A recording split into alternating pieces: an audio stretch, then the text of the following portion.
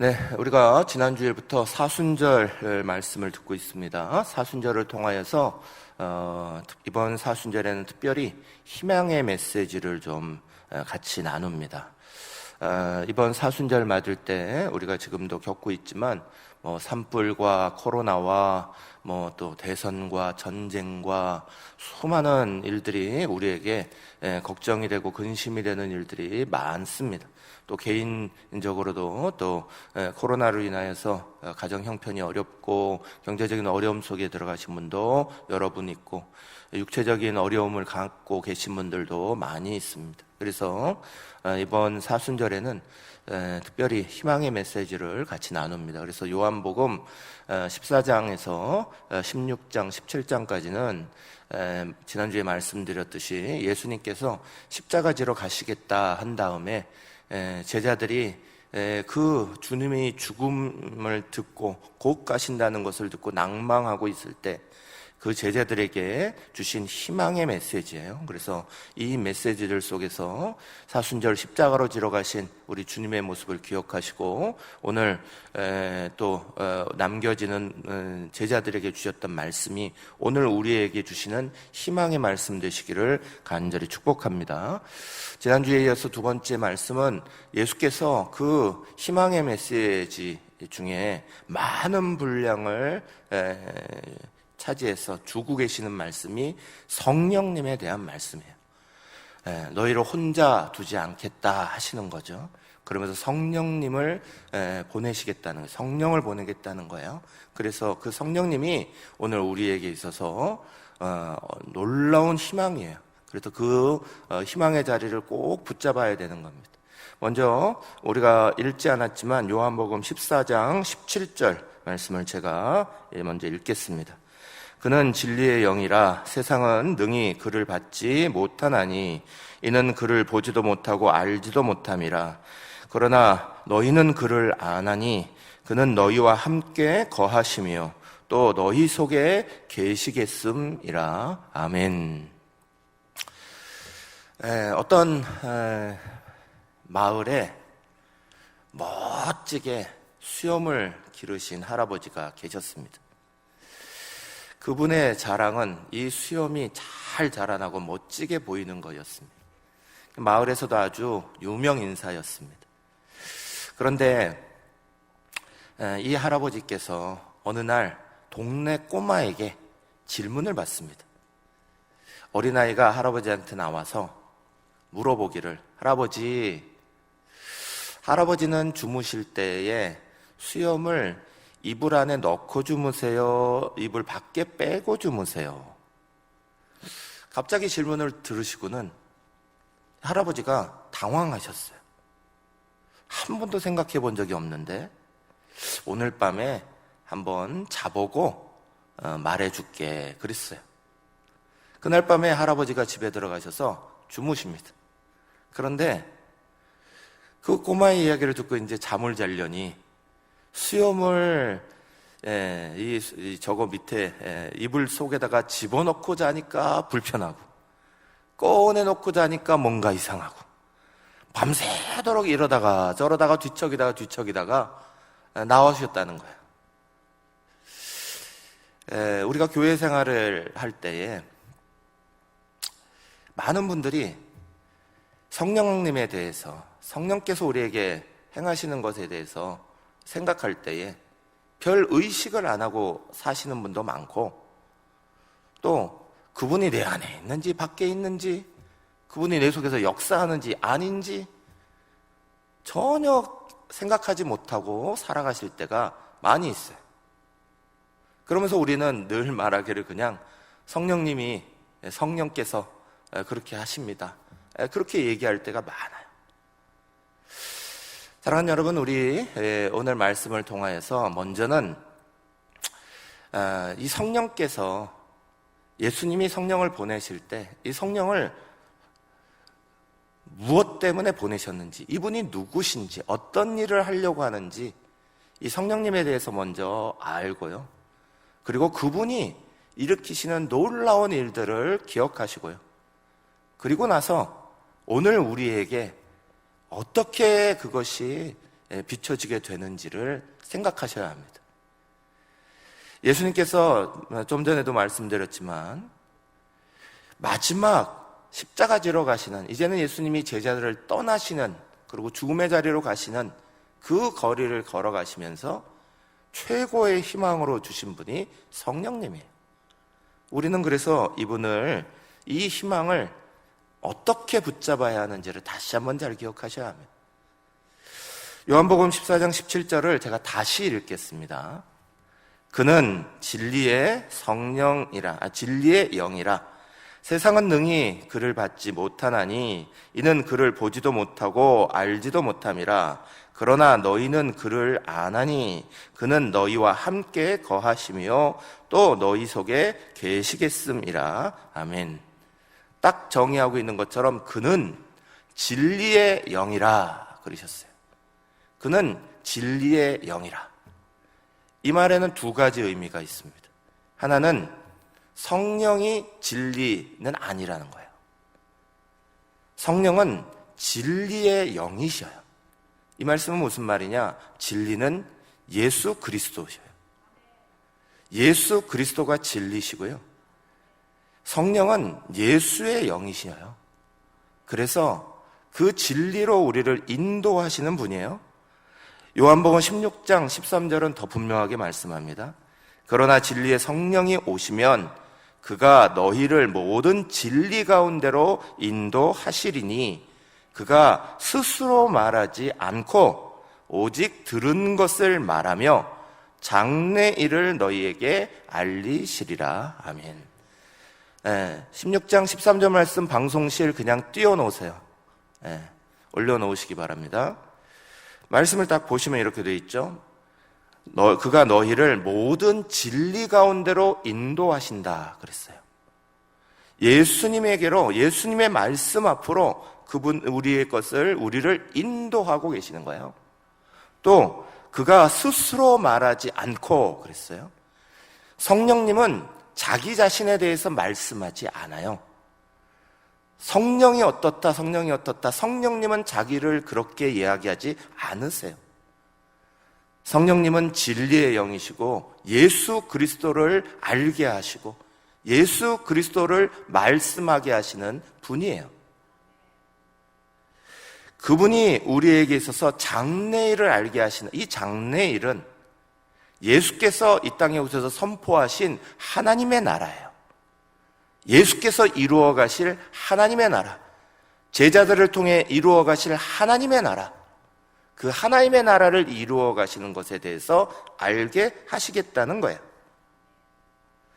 요한복음 16장 14절, 요 다음 절이죠. 이렇게 말씀해요.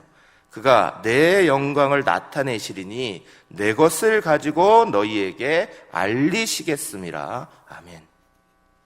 사랑하는 여러분, 우리가 성령님에 대하여 먼저 생각하셔야 되는 건, 성령님이 왜 중요하냐? 성령은 진리로 인도하시는 거예요. 예수 그리스도에게로 우리를 인도하시는 거예요. 어떤 사람들은 이것을 혼동해요. 그래서 직통계시를 받는 것처럼 잘못 얘기하는 거예요. 나에게 뭘 얘기하는 것처럼, 나에게 뭘 듣게 하는 것처럼. 사랑하는 여러분, 성령께서 우리에게 일하시는 제일 중요한 건 예수님 그 말씀 앞으로 우리를 붙잡고 나가시는 거예요. 성경 어디를 봐도 성령님이 자기 자신에 대해서 말씀하신 데는 하나도 없어요. 구약에서는 성령께서 하나님의 영이셨어요. 신약에서는 성령께서 예수의 영이신 거예요. 예수님 말씀하시는 것에 대하여서, 하나님 말씀하신 것에 대하여서 그것을 그 진리 가운데로 우리를 인도하시는 거예요.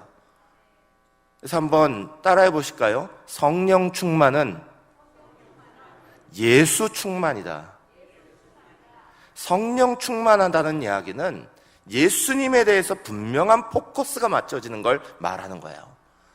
예수님 말씀이 내 안에 떠오르고, 성령 충만하다는 건 예수님이 가르치신 것들을 붙잡게 되고, 예수님으로 인하여서, 그 말씀으로 인하여서 우리가 가득 차게 되는 게 성령 충만이지, 성령 충만이 감정 충만해지는 것도 아니고요. 내 생각이 가득 차고 좋은 생각이 머릿속에 막 일어나고 긍정적인 생각이 일어나고 그거 얘기하는 거 아니에요.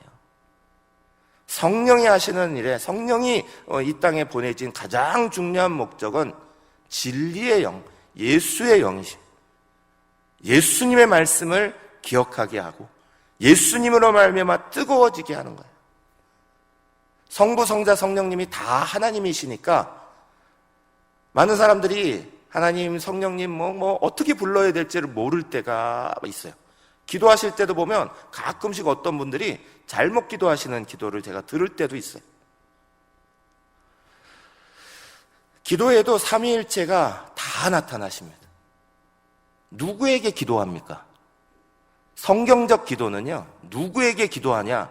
하나님 아버지께 기도하는 거예요. 하늘에 계신 우리 아버지, 이거 누가 가르쳐 주신 기도예요? 예수님이 가르쳐 주신 기도예요. 제일 먼저 누구를 부르라는 거예요? 하늘에 계신 우리 아버지예요. 하나님 아버지에게 기도하는 거예요. 누구의 이름으로 기도하는 거예요? 오직 예수님의 이름으로 기도하는 거예요.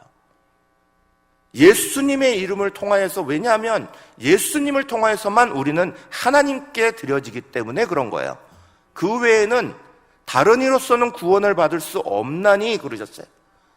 천하 만민에게 구원을 주신 다른 이름이 없다 그러셨어요. 우리는 그래서 맨 마지막에 항상 예수님의 이름으로 기도해요. 어떤 분들은 이거를 성삼위 하나님의 이름으로 기도합니다 그래요. 아니에요. 하나님이 기도를 받으시는 하나님 아버지라고 불렀는데 거기에 또 하나님의 이름으로 아니죠. 말이 안 맞잖아요. 어떤 분들은 예수님 그러면서 기도를 시작하시는데 말이 안 맞잖아요. 예수님의 이름으로 기도하는데 예수님 부른다는 거. 성경적인 기도의 방법이 있는 거예요. 그러면 성령님은 뭐 하시냐? 우리가 말할 수 없는 탄식으로 우리를 위하여 친히 간구하신다 그랬어요. 기도의 내용이 성령님과 함께 가도록 하는 거예요. 성령님이 기도를 도우시는 거예요. 예배도 마찬가지죠. 하나님이 예배를 받으시는 거예요.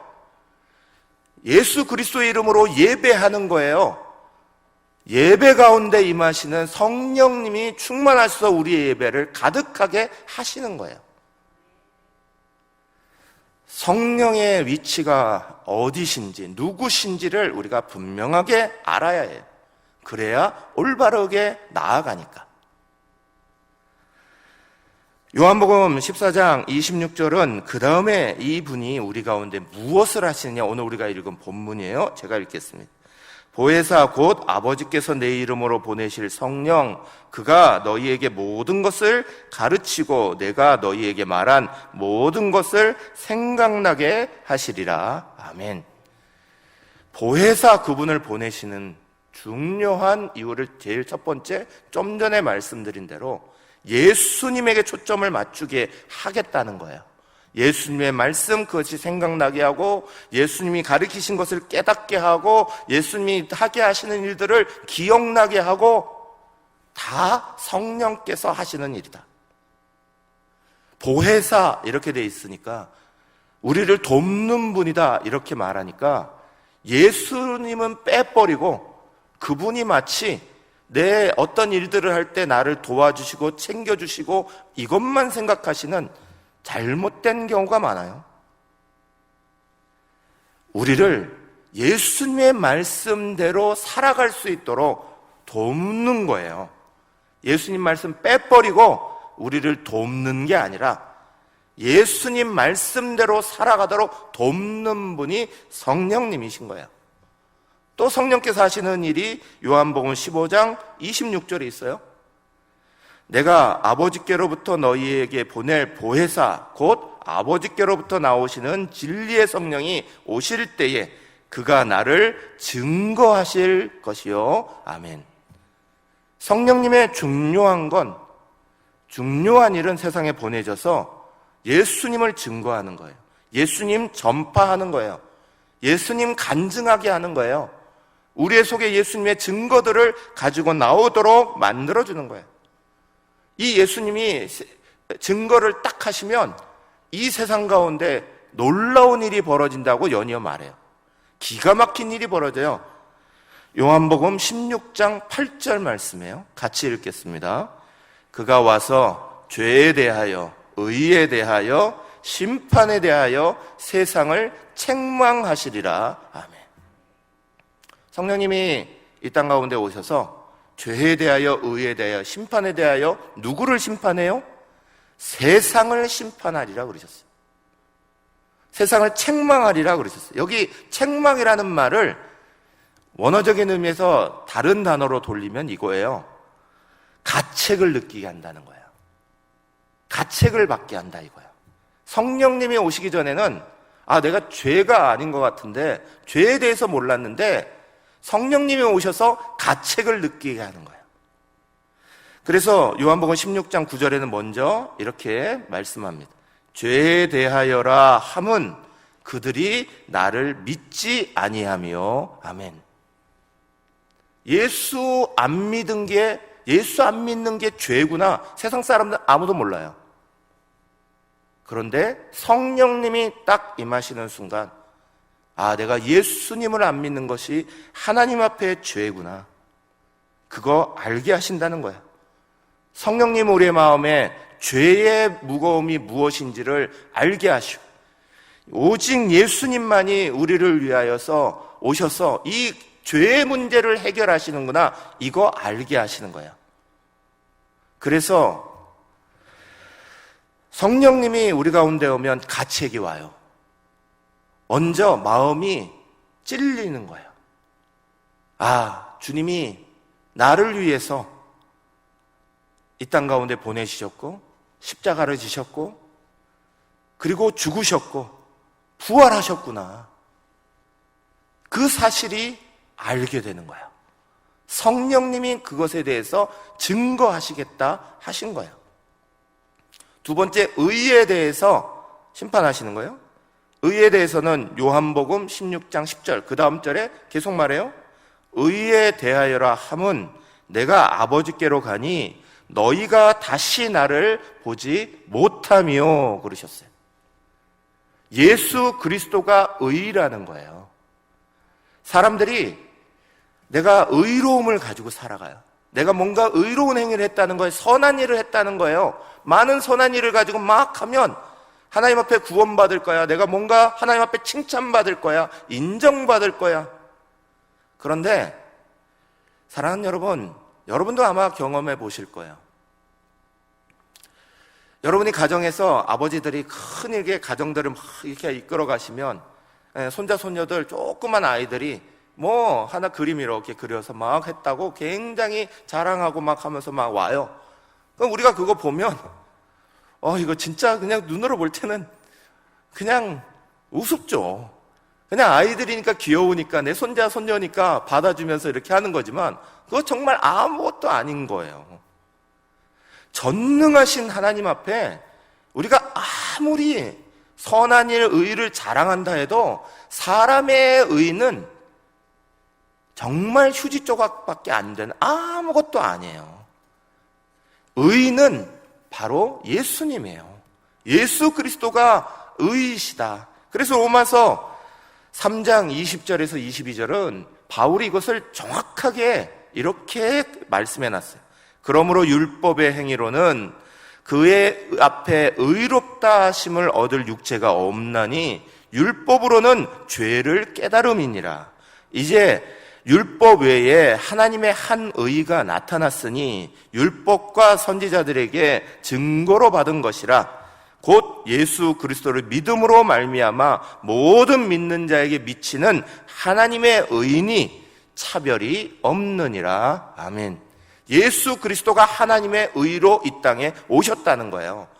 그래서 그 의에 대해서 알지 못하고 하나님에서 알지 못하는 걸 성령께서 오셔서 증거하시면 가책을 받는 거예요. 내가 선한 일이라고 대단히 자랑을 했는데 이것이 예수 그리스도의 그 공로에 비료하면, 그 십자가에 비료하면 아무것도 아니었구나. 그 예수 잘 믿으시는 분들은 늘 이렇게 고백하시는 거예요. 그 십자가 앞에 나를 비추어 보니 내 거 아무것도 아니었는데 이거 가지고 쓸데없이 자랑했구나. 그런데 성령님에 대한 증거를 확실히 가지지 못하는 분들은 맨날 자기 자랑하기 바빠요. 자기의 의 속에 살아가기 바쁜 거예요. 성령님이 오셔서 가르치시는 건 예수 안 믿는 것도 죄라는 것, 예수님이 우리를 위해서 이 땅에 오셔서 죽으시고 부활하시고 하셨던 우리의 죄의 문제 해결하셨다는 거, 그건 믿어야 한다는 것도 같이 느끼며 깨닫게 하시고요. 주님이 우리의 선이시고 의의시라는 거, 그래서 그분 앞에 모든 우리의 의로움이, 우리의 선함이 아무것도 아니라는 거, 그거 느끼게 하시는 거예요. 가책을 느끼게 하시는 거예요. 세 번째, 심판에 대해서 가책을 느끼게 한다 했어요. 요한복음 16장 11절 연이어서 말하기를 심판에 대하여라 함은 이 세상 임금이 심판을 받았음이라. 아멘. 세상이 이미 심판이 시작됐다는 거예요. 왜냐하면 예수님이 이 땅에 오셔서 제일 먼저 마가복음을 보세요. 회개하라 천국이 가까웠느니라 말씀하시면서 회개에 대해 선포하십니다. 이미 심판이 시작됐다는 거예요. 그런데 지금은 마치 집행유예 같이 기다려주는 기간이라는 거예요. 구원받을 수 있도록 기다려주는 기간일지 이미 심판이 시작되었다. 그걸 우리의 마음속에 알게 하시고 그것으로 말미암아 가책을 느끼게 하시고, 그래서 이것이 임하였을 때 제자들을 통하여서 놀라운 사건이 벌어진 거예요. 사도행전 2장 37절 보면요, 그들이 이 말을 듣고 마음에 찔려 베드로와 다른 사도에게 물어 이르되 뭐라고요? 형제들아 우리가 어찌할꼬 그랬어요. 가책이 온 거예요. 성령님이 딱 임하시는 순간 사람들의 마음에 가책이 느껴지기 시작한 거예요. 아, 죄에 대해서, 의에 대해서, 심판에 대하여서 그것이 다가오기 시작하고, 그것을 예수 믿게 하고 그것을 예수님에게로 돌리게 하시는 분이 성령님이에요. 성령님이 안 계시면, 성령님 붙잡지 않으면 죄가 죄인지를 모르고 살아가고요, 내 선한 것이 하나님 앞에 대단한 자랑거리, 인정거리가 되는 것처럼 자기 의에 붙잡혀 살아가게 돼요. 성령님이 우리 속에 증거하지 않으시는 사람들은 우리의 마음속에 하나님에 대한 심판에 대한 것들이 걱정으로 다가오지 않아요. 사랑하는 여러분, 이 일을 가책을 느끼게 하시고 찾아오셔서 가르치시는 분이 성령이시라고 우리 가운데 가르치시는 거예요. 이 제자들에게 성령이 딱 임했을 때 성령께서 어떻게 놀랍게 역사하셨냐? 사랑하는 여러분, 우리가 베드로, 제자들 모습 잘 압니다. 도대체 뭘 해야 될지도 모르고 왔다 갔다 했던 사람들이 성령 임하고 나서 놀랍게 변하잖아요. 예수님이 십자가 지러 간다는데도 도대체 이게 무슨 의미로 가는지도 몰랐던 그 사람들이 성령이 임하시고 나서 베드로가 제일 먼저 수많은 사람들 앞에 서서 담대하게 설교하잖아요. 그 설교의 내용을 보시면 사도행전 2장에 나오는 설교를 보면 기절해요. 왜 기절하는지 아세요? 요엘 선지자서와 시편을 통달해요. 도대체 베드로가 언제 공부했을까? 베드로가 도대체 어떻게 이것을 말할까 싶을 정도로, 베드로가 언제 공부했겠어요? 우리처럼 성경이 이렇게 손에 있어가지고 그 성경책을 매일 들여다보는 사람도 아니고, 당시에는 성경이 딱 회당에 큰 두루마기로 딱 있을 뿐이었는데, 일반 사람들은 이것을 보지도 못했는데, 그런데 요엘 선지자에서 말씀하시는 것, 시편에서 말씀하시는 거를 막 통달해서 설교해요. 그걸로 끝나요? 사랑하는 여러분, 우리가 지금 요한복음을 이렇게 말씀 나누고 있지만 요한복음이 언제 쓰여진 줄 아십니까? 예수님 돌아가시고 나서 60년 내지 70년 후에 쓰여졌어요. 이거 쓸 때 사도 요한의 나이가 몇인 줄 아세요? 사도 요한의 나이가 90세가 넘었어요. 오늘 이 자리에 계신 분들 중에 90세가 넘으셔서 기록이 정정하셔서 옛날 기억을 잘 하시는 분이 몇 분 계세요? 요한복음 읽어보면 60년, 70년 전의 건데 마치 예수님의 발 앞에서 듣는 것처럼 정말 예수님의 말씀 한마디 한마디가 그대로 기록되어 있잖아요. 이런 놀라운 기억력이 어디서 나와요? 어떻게 이런 일들이 벌어질 수 있어요?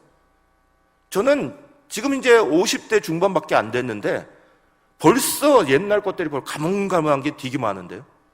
어떤 분들이 저한테 목사님 제가 목사님한테 뭘 받았어요 그러는데 무슨 얘기를 들었어요 그러는데 제가 한 말도 기억이 안 나요. 제가 도대체 그분에게 무슨 말을 했는지 생각이 안 나는데 60년 70년이 지나서 90세가 넘으신 분이 오늘 요한복음의 말씀을 얼마나 정확하게 기록하고 있는지 보세요. 성령님이 붙잡아 주시면서 이것들을 증거하시게 하면서 얼마나 놀라운 일들이 벌어지게 되었는지.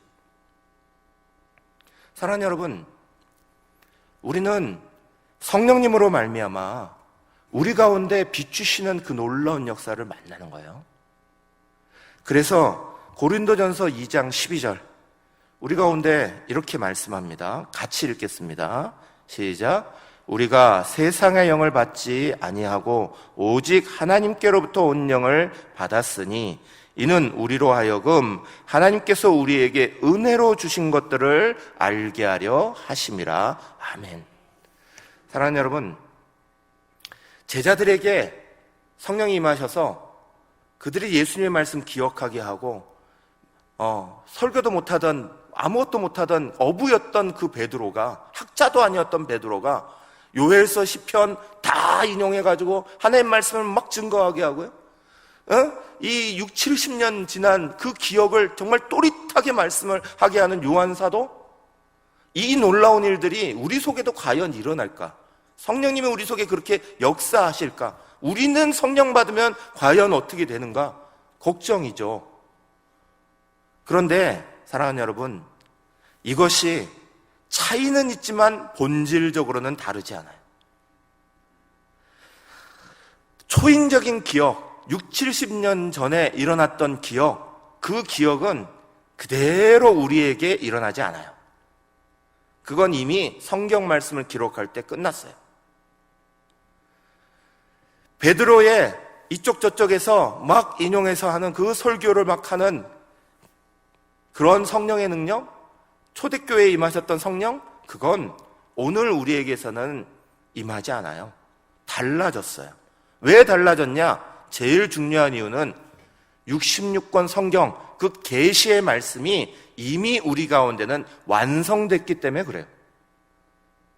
완성된 하나님의 말씀이 우리 안에 주어져서, 그래서 우리는 그 말씀 통해서 그것을 보게 하시는 성령님을 통해서 우리는 예수님을 만나는 거예요. 우리는 예수님을 당시에 걸어다니시는 예수님으로 보는 게 아니죠. 성경의 말씀 통해 보는 거예요. 그래서 성령님은 오늘 우리에게 기억나게도 하시고 깨닫게도 하시고 마찬가지로 그것을 사용하게도 하시고, 베드로에게 했던 것처럼 이쪽 저쪽의 말씀이 함께 묶여져서 우리 속에 역사하게도 하시고 다 하셔요. 그런데 제자들과 달랐던 건, 제자들은 직접 그 예수님과 함께 그것을 했던 것을 기억나게 하신 것이고, 오늘 우리는 단지 말씀에 기록된 대로 기억나게 하시는 거예요. 그 말씀이 비춰지는 것, 우리는 이것을 굉장히 중요한 단어로 생각해요.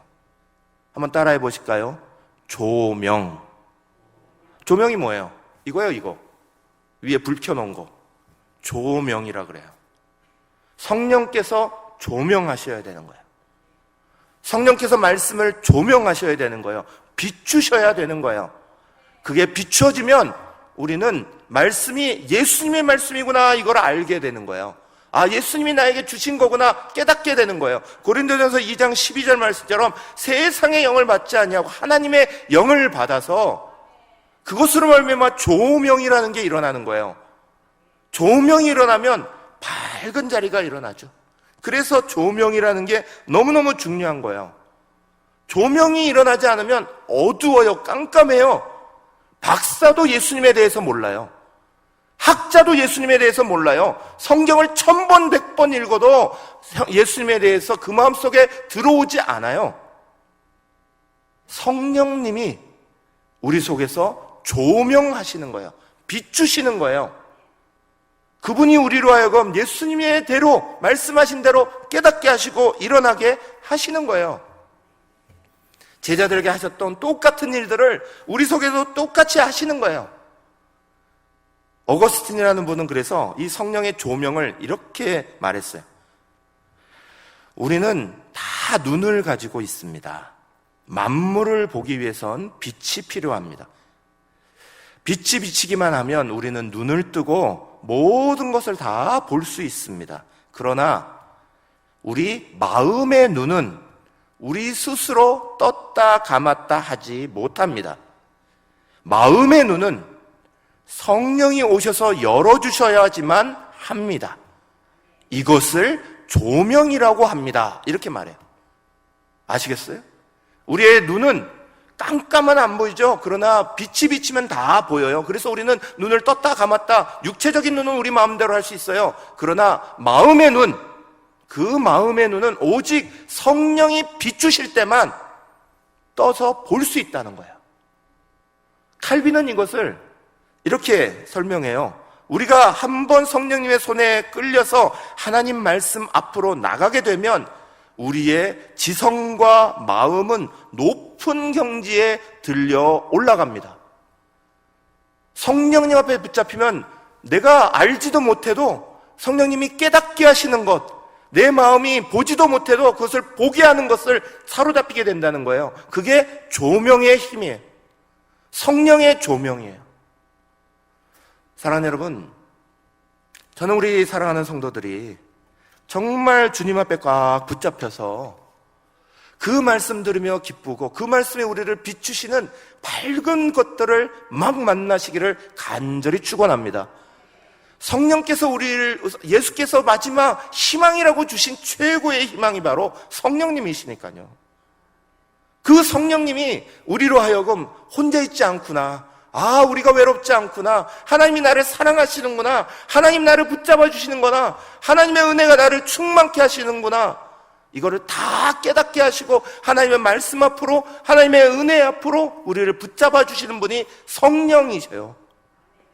그 성령의 조명이 일어나면 어두웠던 마음의 자리가 다 밝아지는 거예요. 이때까지는 다 의문부호가 붙었던 것이 감탄사 느낌표가 되는 거예요. 와! 하는 거예요. 그게 성령님이 하시는 일이에요.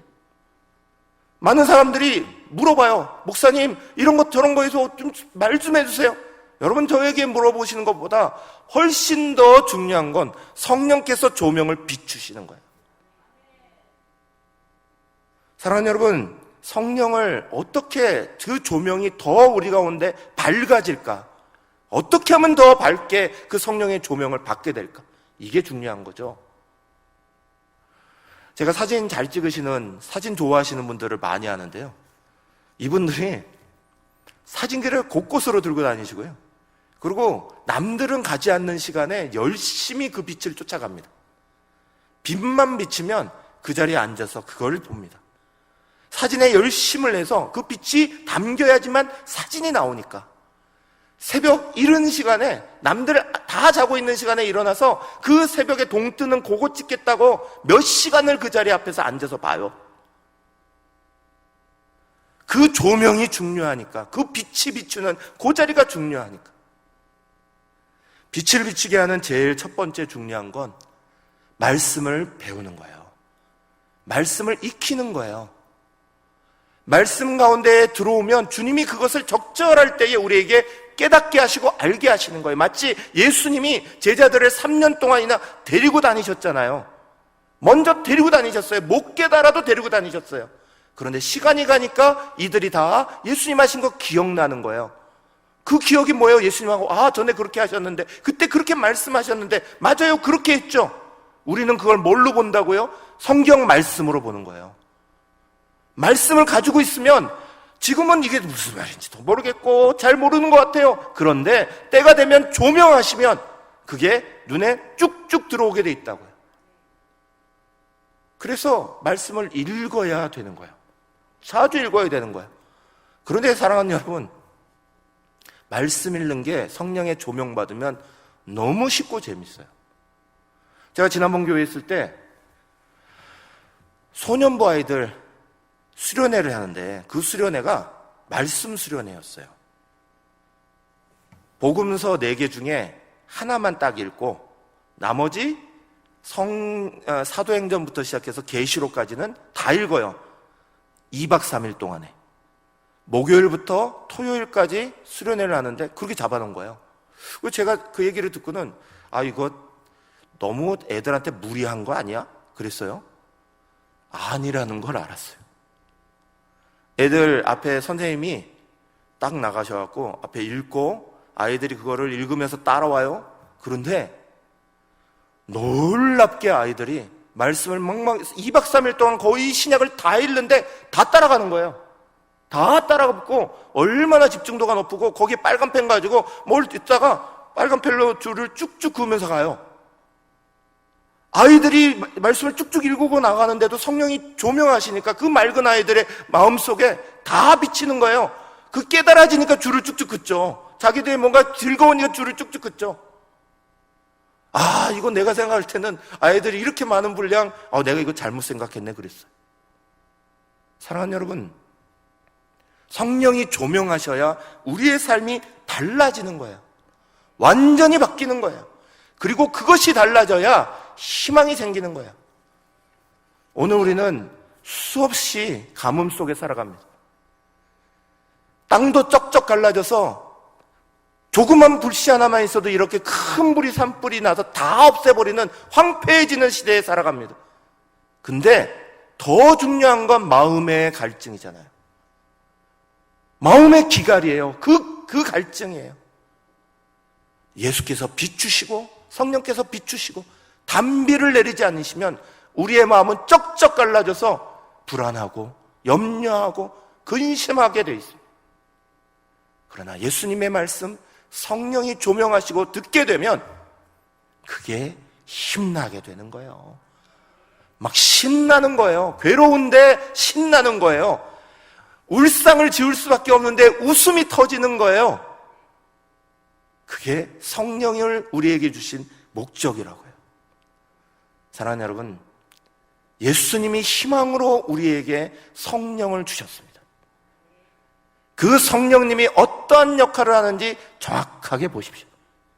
감정을 움직이는 게 아니에요. 말씀 앞으로 돌아가게 하십니다. 말씀을 비추시고 그 말씀이 의문사가 아니라 힘내게 하는 느낌표가 되게 하십니다. 사랑하는 여러분, 성령님 꼭 붙잡으시고 그 안에서 희망을 보시기를 간절히 축복합니다.